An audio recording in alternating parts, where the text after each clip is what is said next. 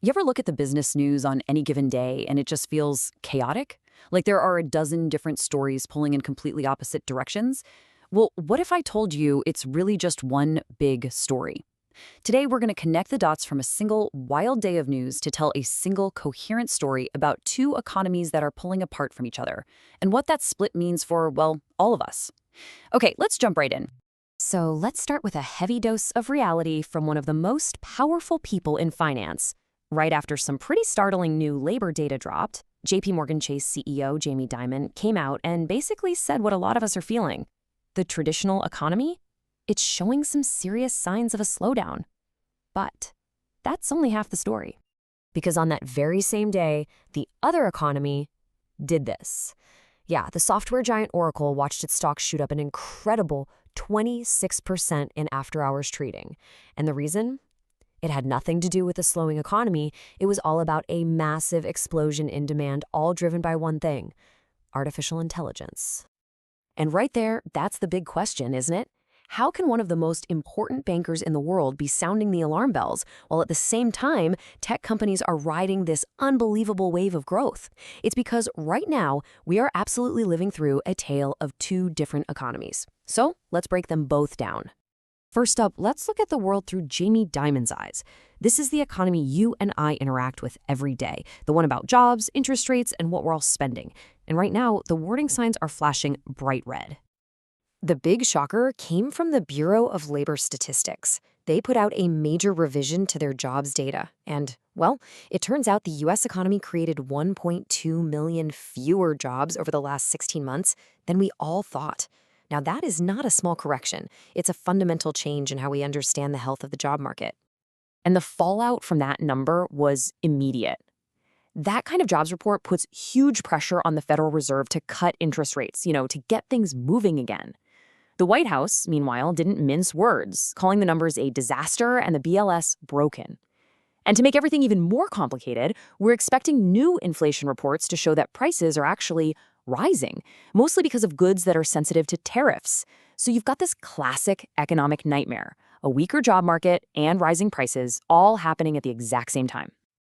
Okay, now let's completely switch gears and look at that other economy. Because while the old economy is wrestling with jobs and inflation, the new one is smack in the middle of a full-blown AI gold rush. The numbers we're seeing here are just mind-boggling.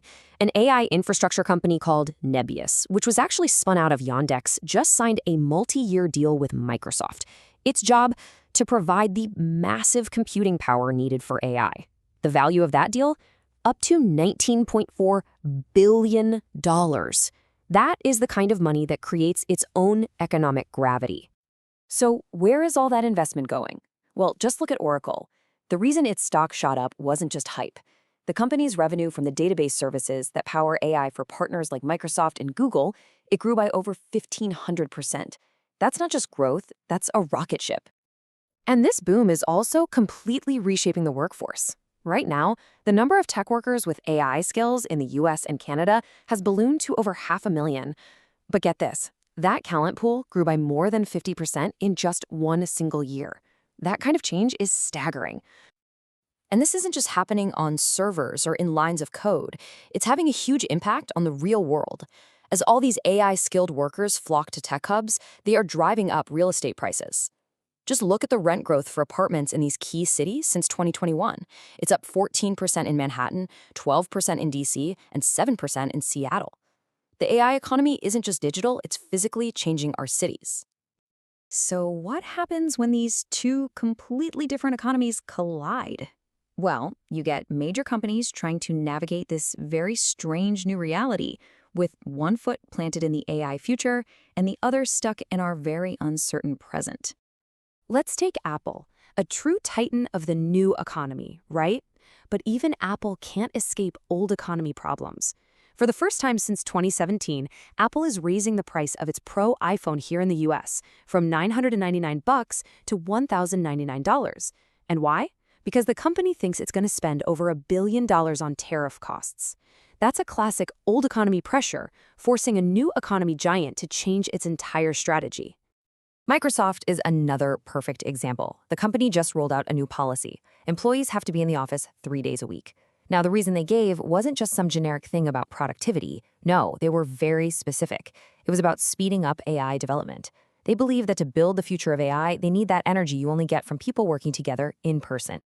But not every company has the luxury of being laser focused on the AI future. For a lot of consumer brands, the fight is way more immediate. It's about surviving the present, and that means holding on to your customers in a pretty shaky economy. Just look at Starbucks. They've got a new CEO, and they're really trying to recapture that old magic, trying to bring customers back to Starbucks. But it's a struggle. Their sales and foot traffic are still shrinking because people's habits are just changing in this weaker economic climate. And then you've got Cracker Barrel. Oh, this is a fascinating story. They tried to modernize their look with this sleek new logo, and they dropped the whole old country store thing.